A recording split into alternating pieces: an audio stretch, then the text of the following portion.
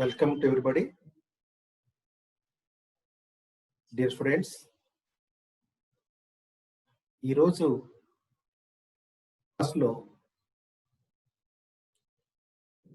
Food security and nutritions అనే అంశం మీద చెప్పుకుందాం. మనం భారతదేశంలో ఫుడ్ సెక్యూరిటీ విషయంలో ఏ రకంగా ప్రయత్నాలు జరుగుతూ ఉన్నాయి, దానికంటే ముందు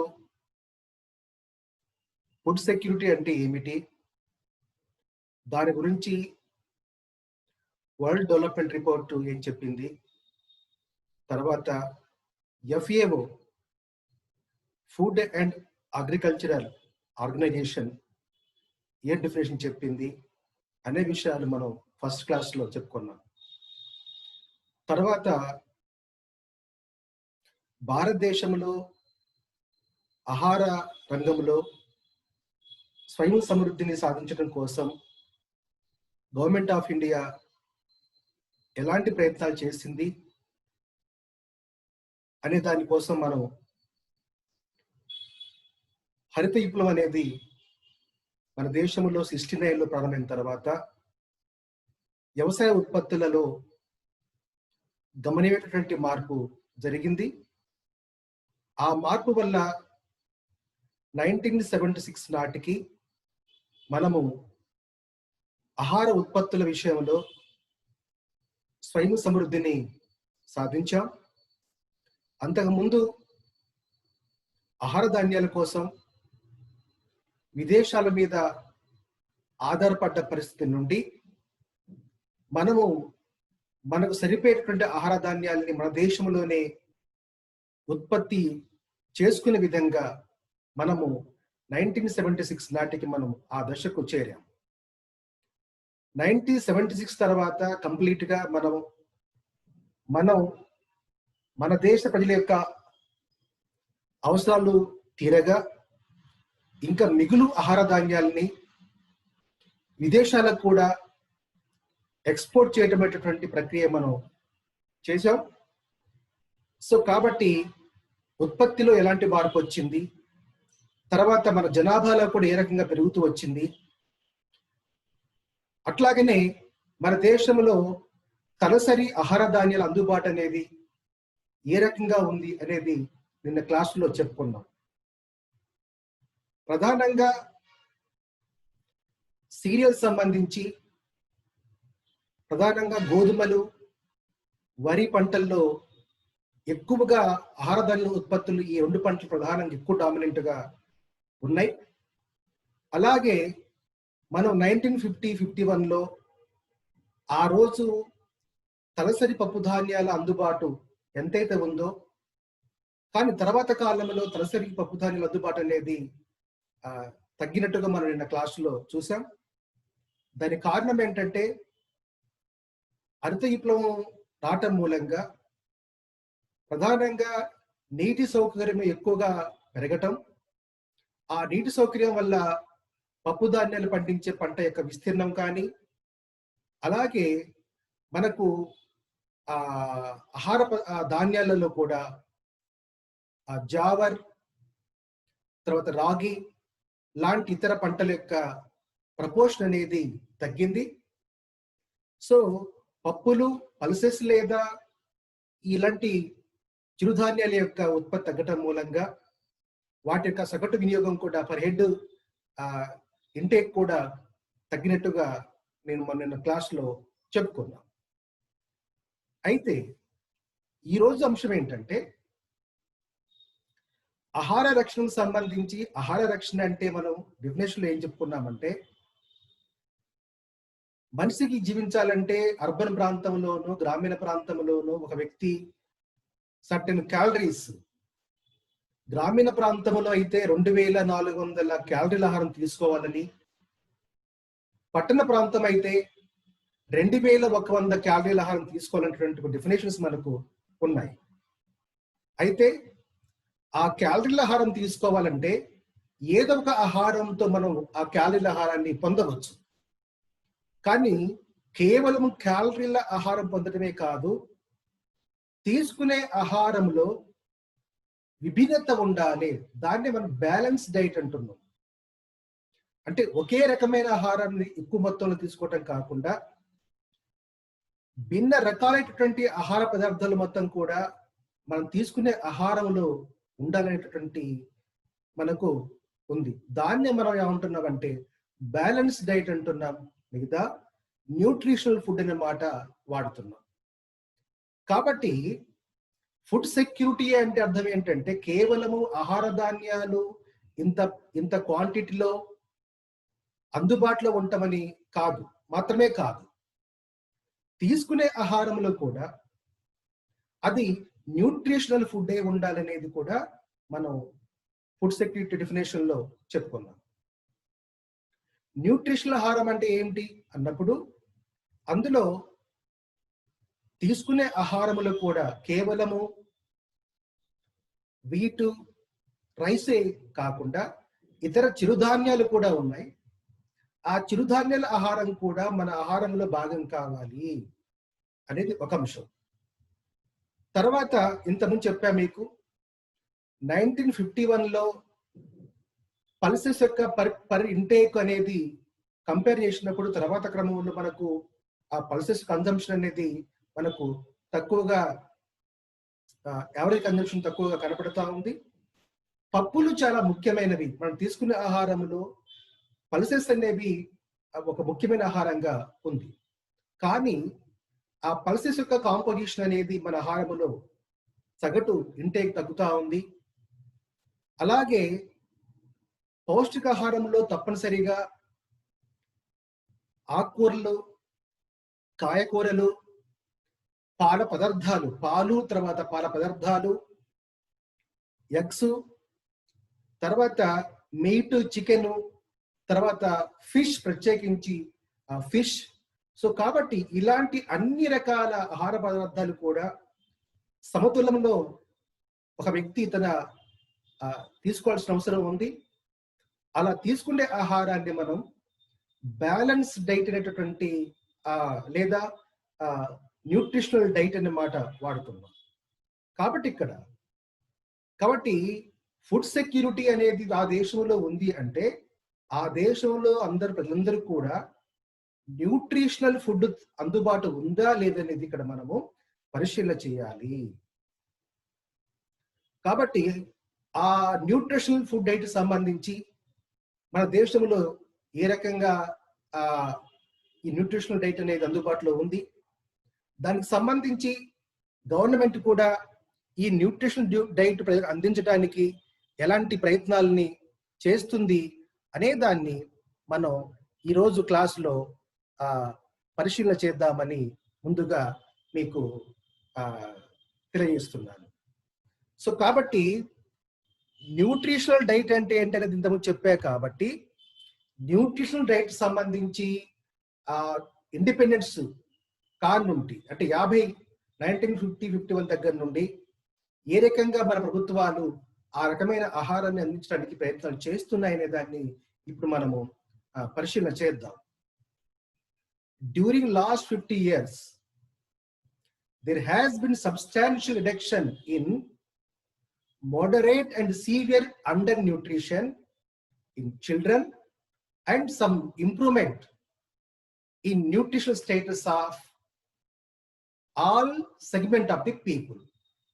అంటే ప్రధానంగా న్యూట్రిషన్ సంబంధించినటువంటి సమస్య ప్రధానంగా రెండు రకాల జనాభాలో రెండు రకాల ఒక తరగతి పీపుల్స్ అనే వాళ్ళు దీన్ని బాగా ఫేస్ చేసినటువంటి పరిస్థితి ఉంది.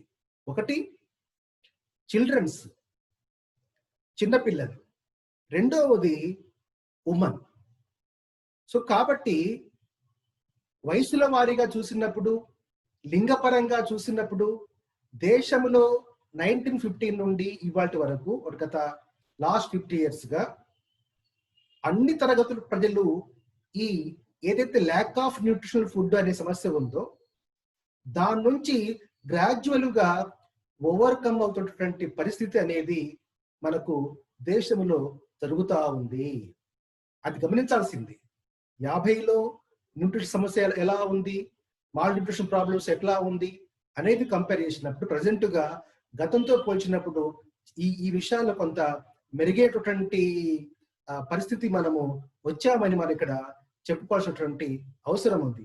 అది స్త్రీలు కావచ్చు, పిల్లలు కావచ్చు, ఇతర వయసుల వారు కావచ్చు. కాబట్టి ఈ విషయంలో కొంత సర్టెన్ ఇంప్రూవ్మెంట్, మంచి ఒక రకమైన ఇంప్రూవ్మెంట్ అనేది మన దేశంలో ఉంది. అది దానికి సంబంధించి. అయితే under nutrition is a problem among. Nutrition సమస్య అనేది, మాల్ న్యూట్రిషన్ సమస్య అనేది ఎట్లా ఉంది, ఏ రకంగా ఉంది, ఎవరిలో ఉంది అనేది మనం ఇక్కడ పరిశీలన చేద్దాం. ఈ సమస్యను ఎదుర్కొంటున్న వాళ్ళల్లో ఎవరెవరు ఉన్నారంటే, ఇక్కడ ఫస్ట్ పాయింట్ ఏముందంటే ప్రెగ్నెంట్ అండ్ లాక్టింగ్ ఉమెన్.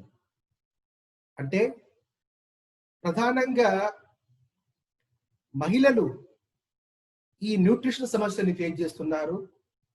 ఈ న్యూట్రిషన్ సమస్య వల్ల ప్రధానంగా ఎప్పుడిది ఎక్కువగా సమస్యగా ఉత్పన్నమవుతుందంటే, ఆ మహిళలు ప్రెగ్నెన్సీ ధరించినప్పుడు ఈ న్యూట్రిషన్ సమస్య అనేది వాళ్లకు ఒక పెద్ద ప్రాబ్లమ్గా ముందుకు వస్తుంది. వారికే కాదు, తల్లి సరైనటువంటి ఆహారాన్ని గిన్న ఆ టైంలో పొందలేకపోతే పుట్టే బిడ్డ కూడా ఆరోగ్యవంతంగా పుట్టేటటువంటి అవకాశం ఉండదు. సో బిడ్డ కూడా బలహీనంగా పుడతాడు. పుట్టమే కాకుండా ఆ బిడ్డ చాలా రకాల హెల్త్ ప్రాబ్లమ్స్ ని ఫేస్ చేసినటువంటి సమస్యలు ఫ్యూచర్ గా ఉత్పన్నమవుతాయి. కాబట్టి న్యూట్రిషన్ అనే విషయం ప్రధానంగా ఎక్కడ మనకు మహిళ దగ్గర నుంచి వచ్చినప్పుడు, ప్రత్యేకించి ప్రెగ్నెంట్ ఉమెన్ అనేది ఆ ప్రాబ్లం ఫేస్ చేస్తున్న వాళ్ళలో ఫస్ట్ వీళ్ళని మనం చూస్తున్నాము. ఇది ఫస్ట్ అంశం. సెకండ్ అంశం ఏంటంటే 1/3 of the newborns still weigh less than 2.5 kgs at birth. అంటే ఒక తల్లి ఆమె ప్రెగ్నెంట్ గా ఉన్నప్పుడు, డెలివరీ అయిన తర్వాత ఆ పుట్టే బిడ్డ కనీసము మినిమంగా 2.5 per kg ఉండాలి. ఆ బిడ్డకు వెయిట్ అనేది 2.5 per kg అనేది ఉండాలి. కానీ మన దేశంలో ఇప్పటికి కూడా ఎవరైతే కొత్తగా పిల్లలు పుడుతున్నారో, ఆ పుట్టే పిల్లల్లో దాదాపుగా ఇంకా కూడా 1/3 పిల్లలు ఈ 2.5 kgs కి బిలోగానే అంటే అండర్ వెయిట్ తో పుడుతున్నారు. అంటే తక్కువ బరువుతో ఆ పిల్లల్ని వాళ్ళు జనిస్తున్నారు. దీనికి కారణం ఏంటి అంటే, ఇంతకుముందు చెప్పుకున్నట్టుగా మదరు తను ప్రెగ్నెంట్ గా ఉన్న కాలంలో ఆమె సరైనటువంటి పౌష్టికాహారాన్ని పొందలేకపోతే ఆ మదరుకి ఆరోగ్యము ఇబ్బంది వస్తుంది. అట్ ది సేమ్ టైం వచ్చే న్యూ బార్న్ బేబీస్ కూడా వాళ్ళు వెయిట్ తక్కువతో పుడతారు. పుట్టడం వల్ల వాళ్ళు చాలా రకాల ప్రాబ్లమ్స్ తర్వాత క్రమంలో ఫేస్ చేయాల్సినటువంటి పరిస్థితి అనేది ఉత్పన్నమవుతుంది. కాబట్టి ఇక్కడ మాల్ న్యూట్రిషన్ సమస్యలో first women, pregnant women. Second problem మనకు న్యూ బార్న్ బేబీస్, అంటే కొత్తగా పుట్టే పిల్లల విషయంలో కూడా మనం ఎప్పటికీ ఈ ప్రాబ్లం ఫేస్ చేస్తా ఉన్నాము. ఇలా మొత్తం పుడుతున్న పిల్లలలో దాదాపుగా 1/3 పిల్లలు అండర్ వెయిట్ తో పుడుతున్నారనేది ఇక్కడ మనము సెకండ్ పాయింట్ చెప్తుంది. ఈ అండర్ వెయిట్ రీజన్ ఏంటంటే మదర్ కు సరైనటువంటి మాల్ న్యూట్రిషన్ అనేది అందకపోవటం అనే విషయంగా మనం చూడాలి. రైట్. సో కాబట్టి ఇంత ముందు నేను చెప్పినట్టుగా ఫుడ్ సెక్యూరిటీ అంటే కేవలము ఇంత ఆహారం అనేది అందుబాటులో ఉండటం అనే అర్థం కాదు.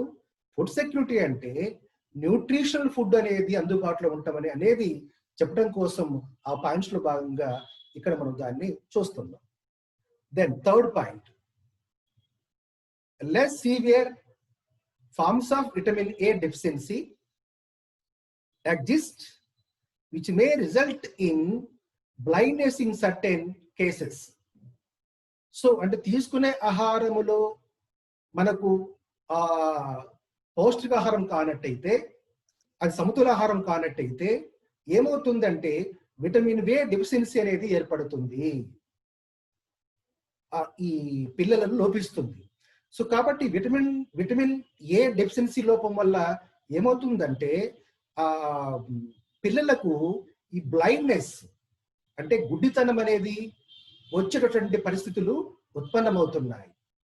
సో చూడండి, ఇంత ముందు చెప్పినట్టుగా మనము పౌష్టికాహారానికి, అండర్ వెయిట్కు, తర్వాత పౌష్టికాహారానికి విటమిన్ డెఫిషియన్సీకు ఇలా రిలేషన్స్ కొరిలేట్ అవుతా ఉంది.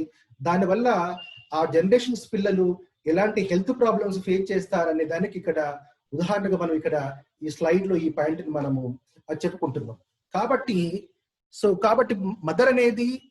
మదర్ ప్రెగ్నెంట్ గా ఉన్నప్పుడు ఆమె యొక్క హెల్త్ పాయింట్ ఆఫ్ వ్యూలో కానీ, పిల్లల హెల్త్ పాయింట్ ఆఫ్ వ్యూలో కానీ న్యూట్రిషనల్ ఫుడ్ అనేది చాలా ఇంపార్టెంట్ రోల్ ని ప్లే చేస్తుంది.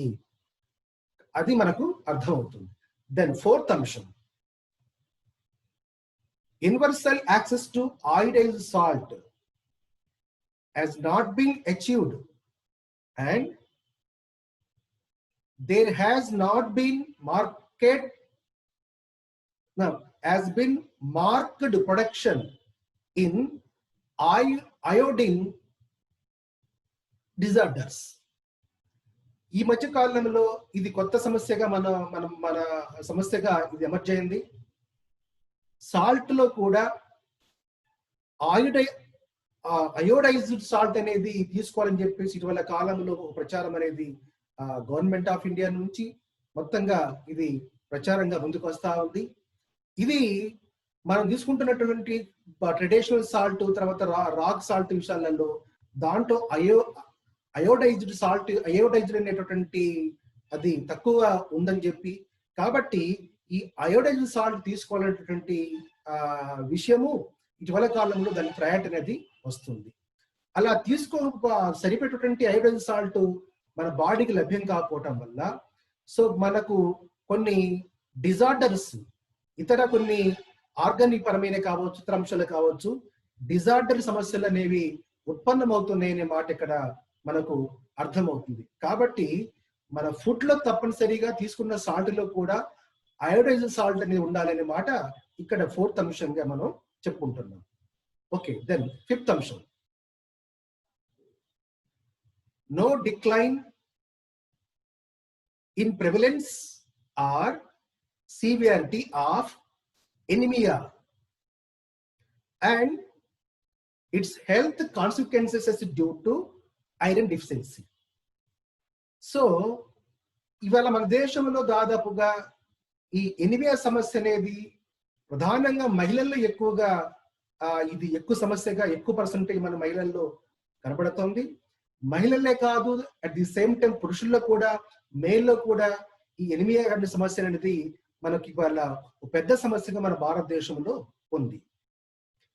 ఈ ఎనిమియా ఎందుకు వస్తుంది అంటే ఐరన్ డెఫిషియన్సీ వల్ల, అంటే తీసుకున్నటువంటి ఆహారములో ఐరన్ ఎక్కువగా మోతాదులో ఉన్నటువంటి ఆహార పదార్థాలు ఏవైతే ఉన్నాయో వాటిని తీసుకోలేకపోవటము, తీసుకున్నా కూడా ఎంతైతే సరిపడా తీసుకోవాలో ఆ మేర తీసుకోకపోవటం వల్ల ఇక్కడ ఐరన్ డెఫిషియన్సీ అనేది ఏర్పడతా ఉంది.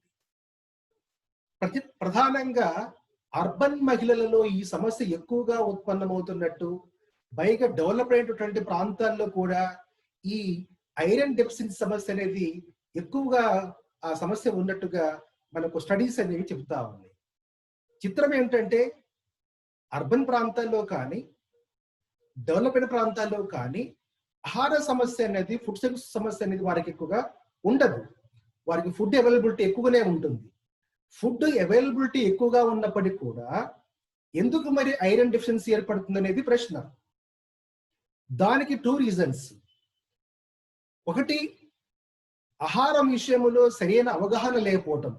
అంటే ఫుడ్ అందుబాటులో ఉన్నప్పటికీ ఎలాంటి ఆహారం తీసుకోవాలి, తీసుకున్న ఆహారంలో కూడా మనకు విటమిన్స్ ఏ రకాల పదార్థాలు ఎక్కువ లభిస్తుంది, తర్వాత ఐరన్ ఓవర్కమ్ కావడానికి ఎలాంటి పదార్థాలు తీసుకోవాలి అనే విషయంలో సరైన అవగాహన లేకపోవటము ఒక రీజనే ఉండొచ్చు. రెండో రీజన్ ఏంటంటే పట్టణ ప్రాంతాల్లో కానీ, డెవలప్ అయిన ప్రాంతాల్లో కానీ ప్రత్యేకించి మహిళలు తమ యొక్క శరీర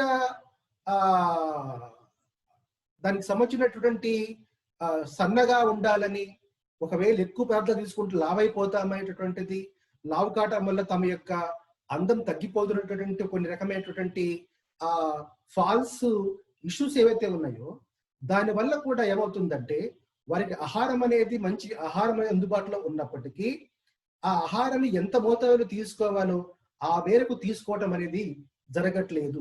దానికి కారణం ఏంటంటే తాము లావైపోతామని, అందువల్ల తాము అందాన్ని కోల్పోతామనేటువంటి కొన్ని రకమైనటువంటి అభిప్రాయాలు ఈ మహిళల్లో ఉండటం వల్ల ఈ మహిళల్లో ప్రధానంగా ఈ ఐరన్ డెఫిషియన్సీస్ అనే సమస్య ప్రధానంగా ఎక్కువగా ఇది రైజ్ అవుతుంది. దానివల్ల రక్తహీన సమస్యని వాళ్ళు ప్రధానంగా ఫేస్ చేస్తున్నారు. ఇక్కడ సమస్య ఏంటంటే మహిళలు ప్రధానంగా ఇంటి పని విషయంలో కానీ, బయటి పని విషయంలో కానీ ఎక్కువ శ్రమ అనేది మహిళలు చేస్తూ ఉంటారు. ఒకటి. రెండవది పునరుత్పత్తి అంటే సంతానపరమైన ఆ బాధ్యత కూడా మహిళలపైనే ఉంటది. కానీ ఇక్కడ ఈ ఎనిమియా సమస్యలు ఉండటం వల్ల మహిళలు మరింత బలహీనపడటం అనేది జరుగుతుంది. దాంతో వారు పునరుత్పత్తి ప్రక్రియ ఏదైతే ఉంటుందో ఆ విషయాల్లో వాళ్ళు ప్రాబ్లమ్స్ ని ఫేస్ చేస్తారు. పిల్లలు కూడా బలహీనంగా పుట్టేటటువంటి ప్రమాదం అనేది ఉంటుంది. సో కాబట్టి వాళ్ళ ఇండియా మళ్ళంటి దేశాల్లో ఆహారం పట్ల అవగాహన లేకపోవటము, ఇతర నమ్మకాల వల్ల ఈ ఎనిమియా సమస్య అనేది మనకు పెద్ద ఎత్తున ఈ దేశంలో ఇప్పటికి కూడా మనకు ఉంది. దీన్ని మనం ఇక్కడ చూడాల్సిన అవసరం ఉంది.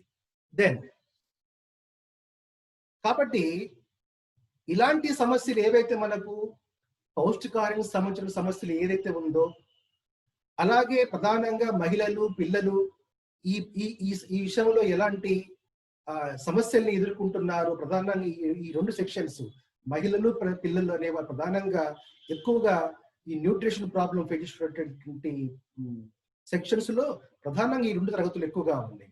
కాబట్టి దీనికి సంబంధించి గవర్నమెంట్ ఆఫ్ ఇండియా కొన్ని పథకాలను దేశవ్యాప్తంగా వీటి కోసం అమలు చేస్తా ఉంది. దానికి సంబంధించినటువంటి విషయాలు చూసినప్పుడు ఒక ఉదాహరణ మనం చూద్దాం. ఇక్కడ ఫస్ట్ పాయింట్ ఏంటంటే prevention of chronic energy deficiency.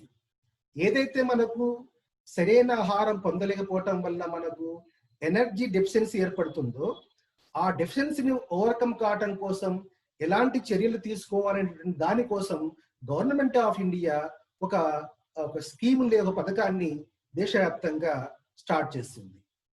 Applied nutrition project. దీని పేరు ఏమంటున్నామంటే applied nutrition project. Introduced in 1963. It was intended to promote production of protected food such as vegetable and fruits and ensure their consumption by pregnant and nursing mother and children. So ఇక్కడ 1963 నుంటే మనకి ఈ పథకం start అయింది. మనకు green revolution ఆహార ధాన్యాల ఉత్పత్తి పెంచడానికి ఏమో మనము 69లో చర్యలు చేపట్టాము. కానీ అంతకు ముందు నుండే మన దేశంలో ప్రధానంగా ఈ మహిళలు, తర్వాత పిల్లలు, తర్వాత ఈ ప్రెగ్నెంట్ ఉమెన్ ఎవరైతే ఉంటున్నారో ఈ మూడు అంశాలు ప్రధానంగా బేస్ చేసుకొని government of India applied nutrition project అనేది 1963లోనే దీన్ని ఏర్పాటు చేసింది.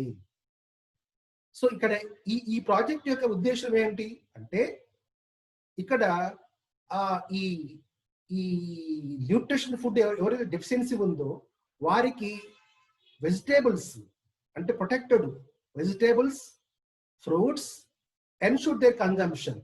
ఏదైతే వాళ్ళకి అవసరమైనటువంటి ఆహారము ఉంటుందో ఆ ఆహార తీరే విధంగా అవి ప్రొటెక్ట్ చేయడానికి కాను ఈ కార్యక్రమాన్ని గవర్నమెంట్ ఆఫ్ ఇండియా 1963లో దీన్ని టేకప్ చేసింది.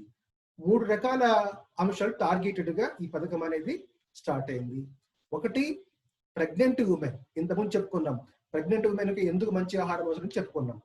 Okay, then women in general కూడా ఉమెన్ కొంత కంపేర్ టు మేల్తో పోల్చినప్పుడు తీసుకునే ఆహారంలో చాలా తేడా ఉంటుంది కాబట్టి ఆమెకు ఈ న్యూట్రిషన్ డెఫిషియన్సీ అనేది కామన్ గా వాళ్ళకు ఉంటుంది కాబట్టి ఉమెన్.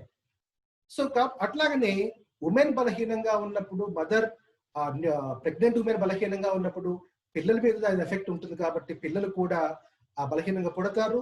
పిల్లలు పుట్టిన తర్వాత కూడా ఆ పుట్టే పిల్లలకు కూడా సరైనటువంటి న్యూట్రిషన్ ఆహారం అందుబాటులో లేకపోవడం అనేది కూడా మన దేశంలో రకరకాల కారణాలు దృష్ట్యా, అది పావర్టీ కావచ్చు, ఇతర అంశాలు కావచ్చు, దానివల్ల ఆ సమస్య ఉంది. కాబట్టి ఈ 3 విషయాల ఆధారంగా మనకు అప్లైడ్ న్యూట్రిషన్ ప్రాజెక్ట్ అనేది 1963లో స్టార్ట్ అయింది. ఇది దీనికి సంబంధించినటువంటి విషయం. నెక్స్ట్ ఇంకో ప్రాజెక్ట్, ఇంకో పథకం, దీన్ని ఏమంటున్నామంటే స్పెషల్ న్యూట్రిషన్ ప్రోగ్రామ్, ప్రత్యేకమైనటువంటి పౌష్టికాహార కార్యక్రమం.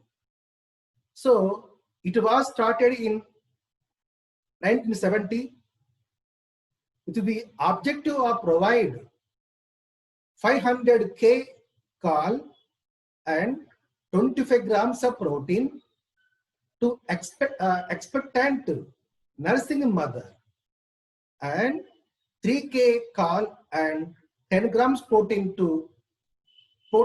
to children 6 days in a week. So ఇక్కడ ఈ పథకం యొక్క ప్రధానంగా ప్రెగ్నెంట్ ఉమెన్ గా ఎవరైతే ఉన్నారో వారు, తర్వాత చైల్డ్ న్యూ బార్న్ చైల్డ్స్ ఎవరైతే ఉన్నారో ఈ new born child and mother వీళ్ళిద్దరిని టార్గెటెడ్ గా మనకు ఈ ప్రత్యేకమైనటువంటి పౌష్టికాహార కార్యక్రమాన్ని 1970లో గవర్నమెంట్ ఆఫ్ ఇండియా ఈ పథకాన్ని ప్రారంభించింది. సో ఇక్కడ పథకంలో ప్రారంభించినప్పుడు సో ఇక్కడ ఏమి ఆబ్జెక్ట్ పెట్టుకుందంటే, ఎవరైతే ఈ మహిళలు లేదా నర్సింగ్ ఉమెన్ ఉందో ఆమెకు 500 క్యాలరీల ఆహారము, 500 క్యాలరీల ఆహారం అనేది ఇవ్వటం, దాంతో పాటుగా 25 గ్రామ్స్ ప్రోటీన్ ఆహారం, 25 గ్రాములు తప్పనిసరిగా ఆమె ఆహారంలో ఈ ప్రోటీన్ ఆహారం అనేది ఈ మహిళలకు. చైల్డ్ సంబంధించి ఏంటంటే చైల్డ్ సంబంధించి 300 క్యాలరీల ఆహారం చైల్డ్కు, అట్లానే 10 గ్రామ్స్ ఆహారం ఏమో ప్రోటీన్ గా ఆ పిల్లలకు ఉండాలని, వీక్ లో తప్పనిసరిగా 6 days తప్పనిసరిగా ఈ పథకంలో భాగంగా ఇన్ని క్యాలరీల ఆహారము, ఇంత ప్రోటీన్ ఆహారం అనేది ఇవ్వటం అనేది ఒక ఆబ్జెక్టివ్ గా మనకు 1970లో ఈ పథకం అనేది స్టార్ట్ చేయబడ్డది. ఏంటి ఉద్దేశం అంటే, ఈ మాల్ న్యూట్రిషన్ ప్రాబ్లం ఎవరైతే ఫేస్ చేస్తున్నారో మహిళలు, పిల్లలు, సో కాబట్టి దాని నుంచి ఓవర్కమ్ కావటం కోసం మనకు సో ఈ పథకాన్ని గవర్నమెంట్ ఆఫ్ ఇండియా 1970లో దీన్ని ఇంట్రొడ్యూస్ చేసింది. అది ఆ పథకం యొక్క ఆబ్జెక్టివ్. తర్వాత ఇక్కడ ఇంకో పథకం మనకు చూస్తున్నాం. ఈ పథకం ఏంటంటే integrated child development service scheme, ICDS అని అంటున్నాం. దీని పేరు మీద ఇంకా అంగన్వాడీలుగా ఇవాళ గ్రామీణ ప్రాంతంలో కానీ పట్టణ ప్రాంతాల్లో కానీ ఇవి వచ్చేస్తా ఉన్నాయి. సో ఈ పథకం యొక్క ఉద్దేశం ఏంటి, ఎప్పుడు స్టార్ట్ అయింది అని మనం దీన్ని చూసినట్లయితే, ICDC స్టార్టెడ్ ఇన్ 1975, 75లో. అదేమో ఇంత ముందు 70లో స్టార్ట్ అయితే ఈ పథకం ఏమో మనకు అంగన్వాడీ పథకం అనేది 1975లో ఇట్ స్టార్ట్ అయింది. was intended to provide food supplementation to children and pregnant nursing women. అంటే ఒక కుటుంబంలో ఒక మహిళ, ఆమెకి 2 పిల్లలు, సో వారికి ఈ పథకాన్ని వర్తింపజేయడానికి కాను సో ఇది 1975లో గవర్నమెంట్ ఆఫ్ ఇండియా ఈ పథకాన్ని ప్రారంభించింది. ఇది ఈ పథకం ఉద్దేశం ఏంటంటే, నర్సింగ్ ఉమెన్ అంటే ప్రెగ్నెంట్ ఆర్ నర్సింగ్ ఉమెన్ ఆమె ఈ మాల్ న్యూట్రిషన్ ప్రాబ్లం నుంచి ఓవర్కమ్ కావడానికి, అలాగే ఆమె పుట్టేటువంటి పిల్లలు ఇద్దరు వరకు తప్పనిసరిగా ఆ పిల్లలు కూడా మాల్ న్యూట్రిషన్ ప్రాబ్లం ఎదుర్కోకుండా వాళ్ళు కూడా మంచి ఆహారం పొందడం కోసం ఈ పథకం అనేది మనకు 75లో స్టార్ట్ అయింది. ఓకే,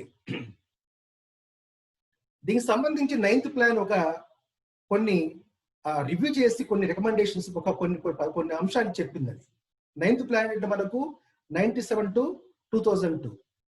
ఇక్కడ ఏం చెప్పింది 9th ప్లాన్ అంటే,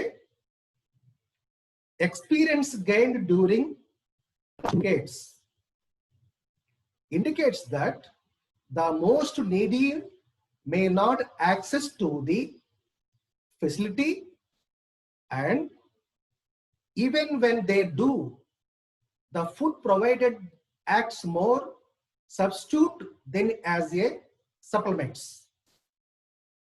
So ఈ 9th ప్లాన్ యొక్క అబ్జర్వేషన్ లాస్ట్ 2 దశాబ్దాలుగా జరిగిన ప్రయత్నం ఏంటంటే, ద మోస్ట్ నీడీ, ఎవరికైతే మనకు ఈ పౌష్టికాహార సమస్య ఫేస్ చేసినటువంటి ఆ సెక్షన్, పిల్లలు కావచ్చు మహిళలు కావచ్చు ఉన్నారో, వాళ్ళు ఆ రకమైనటువంటి పౌష్టికాహారాన్ని లేదా ఆహారాన్ని పొందటంలో పొందలేకపోతున్నారనే ఒక మాట ఈ 9th ప్లాన్ తన అబ్జర్వేషన్ లో తెలిపింది. So may not access to the facility, and even they do the food provide acts more substitute than as a supplements. అదనంగా ఏదైతే ఈ ఫుడ్ వాళ్ళకు అందించాల్సినటువంటి అవసరం అనేది ఎక్కువగా ప్రయత్నం చేయాల్సిన అవసరం అనే మాట మనకు 9th ప్లాన్ తను మొత్తం ఈ యొక్క విషయం మీద రివ్యూ చేసి ఈ కామెంట్స్ 9th ప్లాన్ అనేది చేయటం అనేది జరిగింది. అది దానికి సంబంధించి. తర్వాత the ICDS program as of 1996 covered 4,200 blacks with 5.92 lakhs anganwadis in the country. So మనకు 70s లో 75 లో స్టార్ట్ అయినటువంటి ఈ ప్రోగ్రామ్, ఆ ప్రోగ్రామ్ తర్వాత 96 నాటికి ఇది దేశవ్యాప్తంగా దాదాపుగా 4,200 బ్లాక్స్ లో, అంటే బ్లాక్ ప్రాంతాలకు ఇది ఎక్స్పాండ్ అయింది. ఆ ప్రాంతాల్లో ఇవి ఎస్టాబ్లిష్ చేయబడ్డవి. తర్వాత దాదాపుగా 5,92,000 5.92 lakhs అంగన్వాడీలు దేశవ్యాప్తంగా ఈ కార్యక్రమం కోసం దేశవ్యాప్తంగా ఎస్టాబ్లిష్ చేయబడ్డవి. ఎప్పటి వరకు అంటే 1996 నాటికి అనేది మనకి అంటే ఈ పథకం ఎట్లా ఇంప్రూవ్ అవుతుందంటానికి ఈ డేటా మనకు అందుబాటులో ఉంది. Okay, the number of beneficiaries shoot up to 18.5 million children and 3.7 million mothers. ఇక్కడ బిలియన్ పడ్డది, sorry, that is million. 3.7 million mothers in 1996. అంటే ఈ పథకం వల్ల ఎంతమంది లబ్ధి పొందారు అని చూసినట్లయితే 1996 నాటికి దేశవ్యాప్తంగా 18.5 million చిల్డ్రన్స్, అంటే 18.5 million చిల్డ్రన్స్. తర్వాత మహిళలు, అంటే ఎవరైతే ప్రెగ్నెంట్ ఉమెన్ లేదా నర్సింగ్ ఉమెన్ ఉన్నారో వాళ్ళు 3.7 million మదర్స్ ఈ పథకం వల్ల దేశవ్యాప్తంగా లబ్ధి పొందారు, దీనివల్ల ప్రయోజనాన్ని పొందారు అనే డేటా మనకి ఇక్కడ అందుబాటులో ఉంది. సో అంటే ఏదైతే టార్గెటెడ్ గా ఈ పథకం అని అంగన్వాడీ స్టార్ట్ అయినాయో, అంగన్వాడీస్ దేశవ్యాప్తంగా చాలా ప్రాంతాలు ఎక్స్పాండ్ అయినాయి. దాదాపుగా దేశవ్యాప్తంగా 4,200 అంగన్వాడీలు బ్లాక్స్ లో అవి విస్తరిస్తే అందులో 5.92 lakhs అంగన్వాడీలు ఉన్నట్టుగా మనకు డేటా ఉంది. దాంతో పాటు దానివల్ల మనకు 18.5 million చిల్డ్రన్స్, 3.7 million మదర్స్ ఈ పథకం వల్ల లబ్ధి పొందారని మనకు తెలుస్తుంది. ఇదంతా ఏం చెప్తున్నామంటే న్యూట్రిషనల్ ఫుడ్ యొక్క యాక్సెస్ సంబంధించి ఎట్లా మన దేశంలో అమలవుతుంది అంటం కోసం అని ఇక్కడ ఈ డేటా మనం చెప్పుకుంటున్నాం. దెన్ తర్వాత మిడ్ డే మీల్ ప్రోగ్రామ్. ఈ మిడ్ డే మీల్ ప్రోగ్రామ్ సంబంధించి ప్రధానంగా ఈ మిడ్ డే మీల్ అనేది ప్రధానంగా మనకు తమిళనాడులో ఈ పథకం దేశంలో మొదటిసారిగా ఈ పథకం అమలైంది. ఎంజి రామచంద్రన్ చీఫ్ మినిస్టర్ అయిన తర్వాత ఆయన ఈ పథకాన్ని తమిళనాడులో స్టార్ట్ చేశారు. 2 ఉద్దేశాలు ఈ పథకం స్టార్ట్ చేయటంలో ఉంటుంది. ఒకటి, పిల్లలకు ఎవరైతే ఆ పిల్లలు స్కూల్ గోయింగ్ వస్తున్నారో ఆ పిల్లలకు ఈ పౌష్టికాహార సమస్యని ఓవర్కమ్ కావటానికి, వారికి మంచి ఆహారాన్ని అందించడానికిలో భాగంగా ఈ మిడ్ డే మీల్ ప్రోగ్రామ్ అనేది ఏర్పాటు చేయబడ్డది. ఇది ఒక అంశం. రెండో అంశం ఏంటంటే, ఈ మిడ్ డే మీల్ ప్రోగ్రామ్ పెట్టడం వల్ల కూడా స్కూల్కి వెళ్ళేటటువంటి పిల్లల సంఖ్య కూడా పెరిగింది. గతంలో ప్రోగ్రాం లేనప్పుడు ప్రోగ్రాం అమలైన తర్వాత పేరెంట్స్ కూడా పిల్లల్ని ఈ మిడ్ డే మీల్ ప్రోగ్రామ్ ఉండటం వల్ల ఎక్కువ మంది పిల్లల్ని స్కూల్ పంపడం అనేటటువంటి ప్రక్రియ కూడా ఈ పథకం అనేది ఉపయోగపడ్డది. కాబట్టి ఫస్ట్ ఈ పథకం ప్రారంభమైంది, సక్సెస్ఫుల్ గా జరిగింది. తమిళనాడు ప్రధానంగా ఈ పథకానికి మొదట ఆరంభాన్ని చేసింది. Right. Midday meal program was introduced for children between age of 2 and 14, attending Balawadis schools at the expenses of 0.44 to 0.90 beneficiaries. So ఇక్కడ ఈ మిడ్ డే మీల్ టార్గెటెడ్ గా ఏ ఏజ్ గ్రూప్ పిల్లలు అంటే 2 సంవత్సరాల నుండి 14 సంవత్సరాల వయసు ఉన్నటువంటి పిల్లలందరూ కూడా ఈ పథకానికి అర్హులేగా ఇక్కడ మనకు చెప్తా ఉంది. అంటే బాలవాడీస్ అంటే ఇందాక మనం అంగన్వాడీస్ అని ఏమైతే అనుకున్నామో అంగన్వాడీస్ లాగానే బాలవాడీస్, తర్వాత స్కూల్స్. సో కాబట్టి స్కూల్స్ తర్వాత బాలవాడీస్ లో భాగంగా ఈ పథకాన్ని అమర్చడం జరిగింది. ప్రధానంగా 2 నుంచి 14 వయసు ఉన్న పిల్లలందరూ కూడా ఈ పథకంలో వారు లబ్ధి పొందుతున్నారన్న మాట ఈ స్లైడ్ లో మనము చూస్తున్నాం. దెన్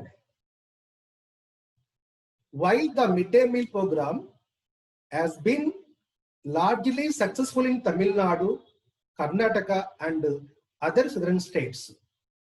ఇందాకనే చెప్పే ఆల్రెడీ మీకు ఈ పథకం మొదటిసారిగా తమిళనాడు రాష్ట్రంలో అమలైందని, ఆ రాష్ట్రంలో అమలైన తర్వాత ఇదే పథకాన్ని తర్వాత దేశంలో ఇతర రాష్ట్రాలు కూడా ఈ పథకాన్ని అమలు చేయడం ప్రక్రియ అనేది ప్రారంభమైంది.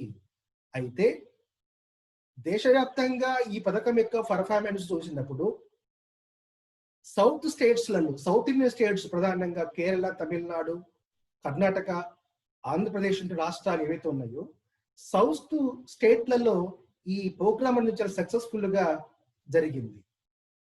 కానీ నార్త్ ఇండియన్ స్టేట్స్ అంటే ఉత్తరాది రాష్ట్రాలు ఏవైతే ఉన్నాయో ఆ రాష్ట్రాల్లో ఈ పథకం అనేది అంత సక్సెస్ఫుల్ గా అమలు కావట్లేదు అనేది మనకి ఇక్కడ తెలుస్తా ఉంది. It was initially failure in most north Indian states. దాదాపుగా ఉత్తరాది రాష్ట్రాల్లో నార్త్ ఇండియన్ స్టేట్స్ లో ఈ పథకము దాదాపుగా ఫెయిల్ అనేది మాట ఇక్కడ మనకు తెలుస్తా ఉంది. దెన్ సో ఈ మిడ్ డే మీల్ ప్రోగ్రామ్స్ యొక్క దాంట్లో ఎంతెంత ఆహారము, ఎంత క్యాలరీల ఆహారము, ఎన్ని గ్రాముల ఆహారం ఇవ్వాలి అనేది కూడా ఒక డేటా ఉంది. దాన్ని మనం ఇప్పుడు చూద్దాం. Under MDMS for children upper primary classes cooked midday meals consist of 10 grams of food grains, 20 grams of pulses, 50 grams of vegetable and 5 grams of oil. 5 to children to provide 450 calories of energy and 12 grams of protein. అంటే ఈ mid day meal అంటే ఏంటి? కేవలము కొంత ఆహారము, దాంతో పాటు కొంత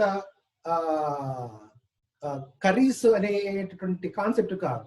దానికి ఒక డెఫినేషన్ ఉంది. మిడ్ డే మీల్ విద్యార్థికి ఎంత ఇవ్వాలి అన్నప్పుడు ఇక్కడ ప్రైమరీ లెవెల్లో ఉన్న విద్యార్థి అంటే ప్రైమరీ అంటే బిలో 5th క్లాస్, ఈ బిలో 5th క్లాస్ ఉన్నటువంటి విద్యార్థికి ఎంత ఆహారం అవసరం పడుతుంది, దాంట్లో ఏదైతే ఎంత కాంపోజిషన్ ఉండాలి అనే దగ్గరకు ఒక సర్టెన్ మనకు ఇక్కడ కొంత పాయింట్స్ ఉన్నాయి.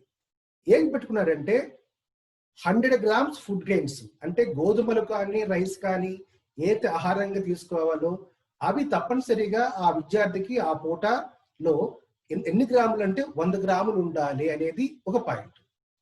తర్వాత 20 grams ఆఫ్ పల్సెస్, తప్పనిసరిగా పప్పులు 20 గ్రాములు ఉండాలి ఆ ఆహారంలో. తర్వాత 50 grams ఆఫ్ వెజిటేబుల్స్, 50 గ్రాములు కూరగాయల ఆహారం. అండ్ 5 grams ఆఫ్ ఆయిల్, తప్పనిసరిగా 5 గ్రాముల నూనె అనేది వాడి ఆహారం ద్వారా వాడికి అందాలి. 5 to children టు ప్రొవైడ్, వాడికి మొత్తం ఈ రకమైన ఆహారం ద్వారా అంటే 100 grams food grains, 20 grams pulses, 50 grams vegetables, 5 grams oil ద్వారా వాడికి ఎన్ని క్యాలరీల ఆహారము వాడికి అందుబాటు రావాలంటే 450 క్యాలరీస్ ఆహారం అనేది ఆ విద్యార్థికి అందాల్సి ఉంది. అంటే వాడు ఆ 450 క్యాలరీల ఆహారం పొందడానికి కాను దాంట్లో ఇది ఇన్ని రకాల కాంపోజిషన్ ఆహారం అనేది ఉండాలి అనేది అందులో నిబంధనగా ఉంది. రైట్. తర్వాత దీంతో పాటుగా తప్పనిసరిగా ఆహారంలో 12 grams ఆఫ్ ప్రోటీన్, అంటే ఈ ఏదైతే మాంసకృత్తుల్లో ఉన్నటువంటి ఆహారం ఏదైతే ఉంటుందో, ప్రోటీన్ ఏదైతే ఉంటుందో ఆ ప్రోటీన్ కంపల్సరీగా ఈ ఆహారంలో 12 grams అనేది ఉండాలి. అందుకే ఈ 12 grams ఆహారము కవర్ కావడం కోసము ఎగ్ అనేది కూడా ఆహారంలో భాగంగా చేర్చారు. సో ఇది అంటే పిల్లల యొక్క స్కూల్ ఏజ్ స్థాయిని బట్టి కూడా ఈ యొక్క కాంపోజిషన్ అనేది మారుతా ఉంది. ప్రైమరీ లెవెల్ స్కూల్కి ఒక రకమైనటువంటి మెజర్మెంట్స్ ఉంటే అప్పర్ లెవెల్ స్కూల్ పిల్లలకు ఇంకో రకమైనటువంటి కొంచెం ఇంప్రూవ్ అయినటువంటి ఆ మెజర్మెంట్స్ కూడా మనకు గవర్నమెంట్ ఆఫ్ ఇండియా ఈ రూల్స్ ని ఫ్రేమ్ చేసింది. Then in 2013 and 14 total expenditure on the scheme was 10,927.21 crores with benefit extended to 10.8 crore children. 10.8 crore children. Okay. The food grains allocated under the scheme was 29.277 tons. So ఇక్కడ మనకు ఈ పథకంలో భాగంగా 2013-14 నాటికి 14లో ఎంత amount ఖర్చు చేయబడ్డది ఈ పథకానికి అనేది ఇక్కడ మనము చూస్తున్నాం. అలాగే ఎంతమంది పిల్లలు ఈ పథకం వల్ల లబ్ధి పొందారని చూస్తున్నాం. అట్లాగనే ఈ పథకానికి గాను ఎంత ఫుడ్ గ్రెయిన్స్ అనేవి ఈ పథక స్కీమ్ కి ఇవ్వటం జరిగిందని కూడా దీంట్లో మనకు ఉంది. ఎంతంటే 10,927.21 crores రూపీస్ ఈ మిడ్ డే మీల్ స్కీమ్ కోసం ఖర్చు చేయబడ్డది ఒకటి.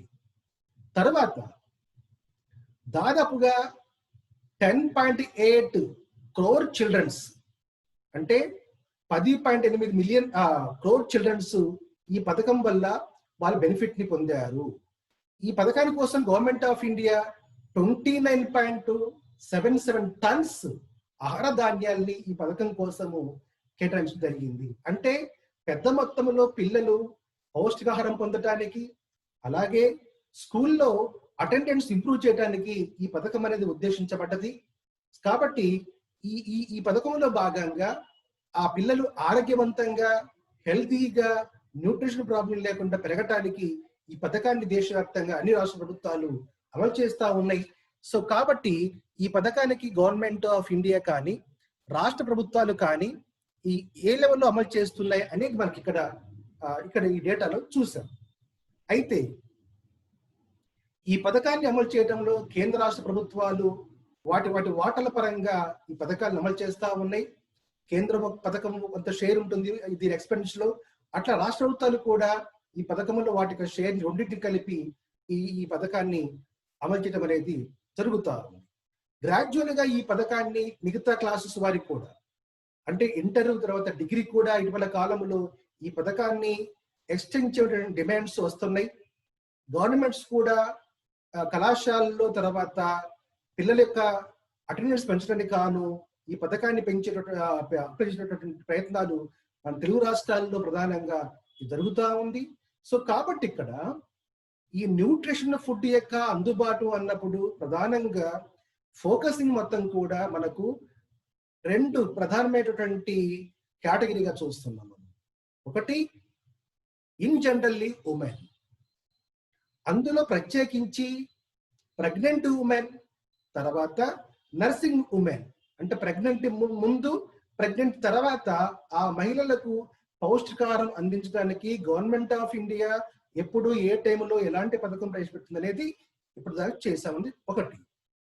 రెండో విషయము పిల్లలకు సంబంధించి, పిల్లలు పుట్టినప్పుడు తర్వాత పెరిగే క్రమంలో కూడా వారి పౌష్టికాహారం యొక్క డెఫిషియన్సీని ఓవర్కమ్ కావడం కోసం ఏ పథకము అంగన్వాడీస్ ఎట్లా ఏర్పాటు చేయబడ్డాయి, అంగన్వాడీస్ ద్వారా ఏ రకంగా పిల్లలకు ఆ సప్లిమెంట్స్ అనేది అదనంగా ఫుడ్ సప్లిమెంట్స్ అందటం అనేది జరుగుతుంది అనేది కూడా చూసాం.